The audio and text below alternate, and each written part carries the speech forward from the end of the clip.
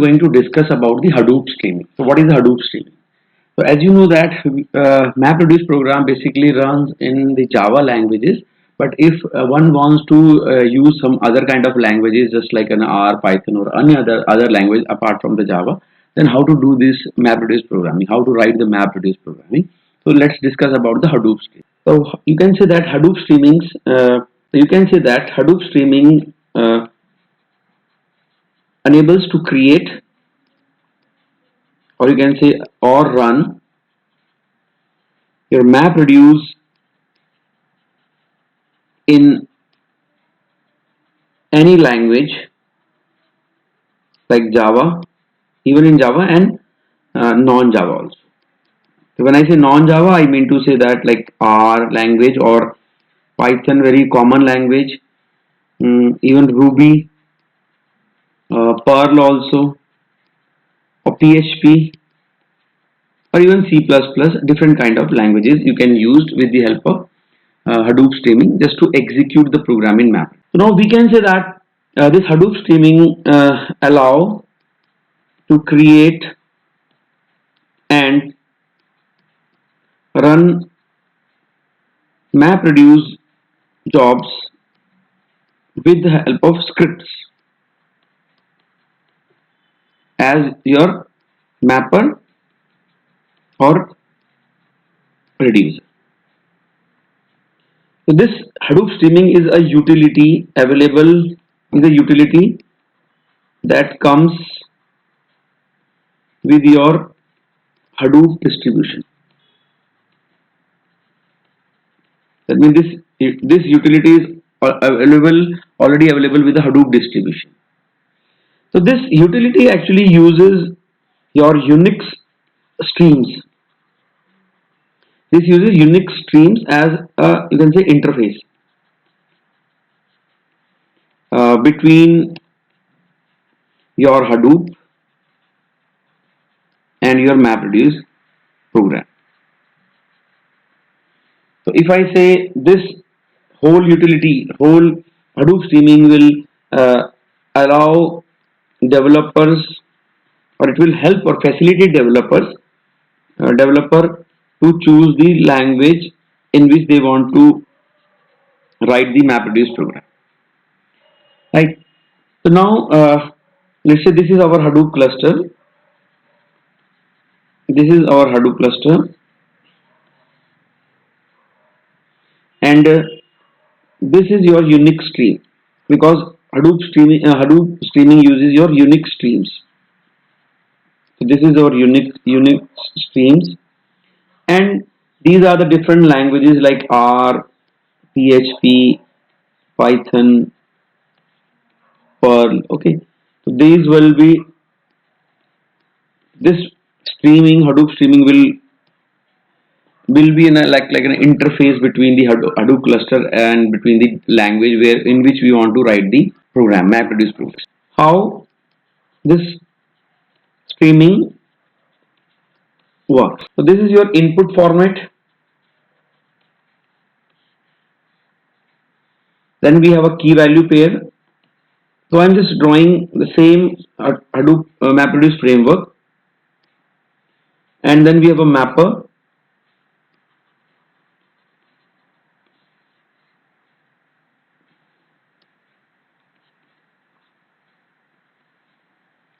This is our key value pair, and then value can be many value. We have like just like a value 1, value 2, value 3, and so on.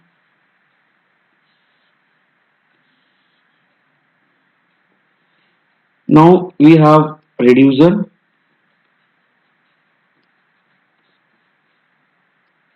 Then again we have a key value pair.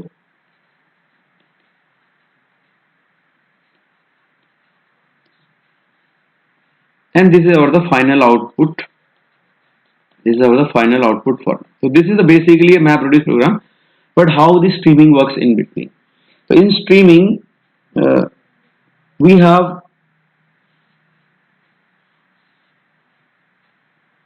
this is your script. So this is your map. You can say executable script.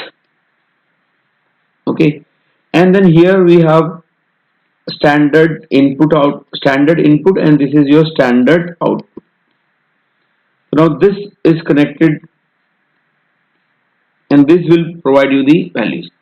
Here you can write that it will receive input, and then it will write output to that, and this is your actual key value pair. Similarly, on the reducer side also, we have standard input, standard output, and this is your reducer executable, and then this is again we have your key value pair, and again this will receive an input, and then it will write the output.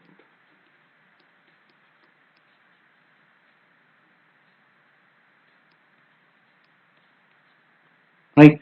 So this is how the streaming works. So let's understand this how the streaming works in detail. So what happened? So what happened, like in this we have, you can say, both map and reduce are the Python scripts. So just I am taking one of the language example in a Python. So in this both map reduce are the Python scripts that read input from your this one stdin standard input, and it will emit the output to the standard out. Okay, so you can say this is a utility. The utility will create a map reduce job,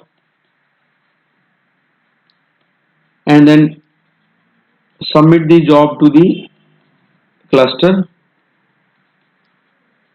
and then after that it will monitor the progress of the job until complete. So just you can say I am just writing a few of the steps for how the things happen, how the streaming works. Okay, now when you say that when the script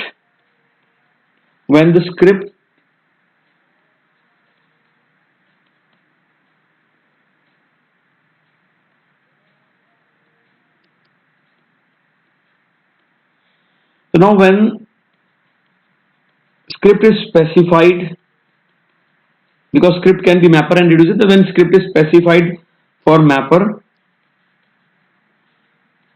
now in this case each mapper task will launch the script as a separate process. Right, now the mapper task will convert, if you see the diagram, the mapper task will convert your input of key value input the mapper task converts the input key value which we receive from the source file into your lines and feed to stdin as shown in figure. Right, now the mapper collect all the line oriented output from your stdio, and then it convert each line into your key value pair, and which is actually the, you can say, output of the mapper. Right, so now if you go back, so now if you see the diagram of how the streaming works, so what is happening, so this utility will create your map reduce jobs, right, and they submit the job to the cluster, and it will monitor, and then it will check the progress of the job until it completes. But when the scripts is specified for the mapper, because this script is individually written for the mapper as well as the reducer. So when this script is specified for particular for a mapper, each mapper task will launch the script as a separate process, right? And the mapper task will convert the input of key value pair into the line and feed it to the stdin. This is your Python script. Okay, and this now the mapper will collect the line oriented output from the std out. It means this mapper which we are saying that this is your executable mapper script. So this mapper will collect the line oriented output from the from this std out standard output and convert each line into key value pair, and which will be the actual final output. Similarly, this will happen on the reducer side. So now the same thing happens on the reducer side. So now you can say that when script is specified for reducer, so I am writing the same thing. So this is specify the reducer, then what will happen? Each reducer task launches the script as a separate process. Okay. Now the reducer task convert your input, which is a key value pair, into the lines and feeds the line to your std standard input. Now the reducer gather the line, collect the line, oriented your output from your standard output, and then it convert the each line into your key value pair, which is actually the result of your reducer phase. Okay, so this is the process how the streaming works. So now let's move to the advantage. So now let's see what are the advantage of the streaming.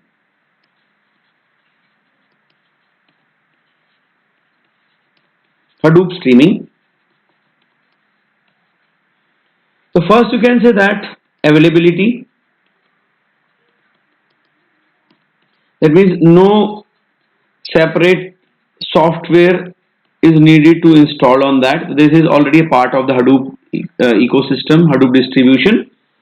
Next you can say learning, because it doesn't require anything new to learn or learn new technology. With this we have a faster development time,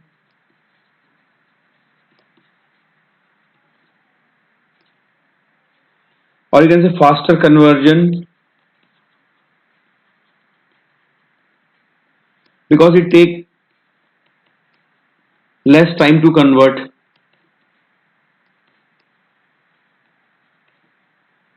the data from one format to another format, right? And you can also say that the advantage is like testing. Here what you can do, you can quickly, it can be quickly tested using your Unix shell script, because it internally uses the Unix streaming. Okay, Unix shell scripts. Now the very important advantage, like it is a requirement for business. This can be like simple filtering operations. It can vary from simple filtering operation to, you can say, simple aggregation operation. Now another very interesting advantage is like it is having the ability to use the existing code library, and there is no need for non-Java coder or developer to learn the Java language just to use the MapReduce program, right? So we have seen what are the advantages. Now let's see what are the disadvantages of Hadoop streaming.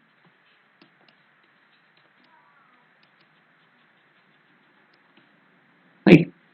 The first disadvantage is like performance. So the performance is not that much.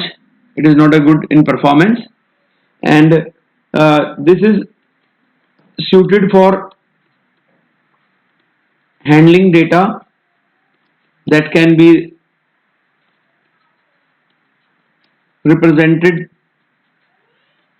as a text. So this is the major disadvantage, and this streaming uses the excessive amount of resources like amount of RAM, or you can say it forks excessive number of processes.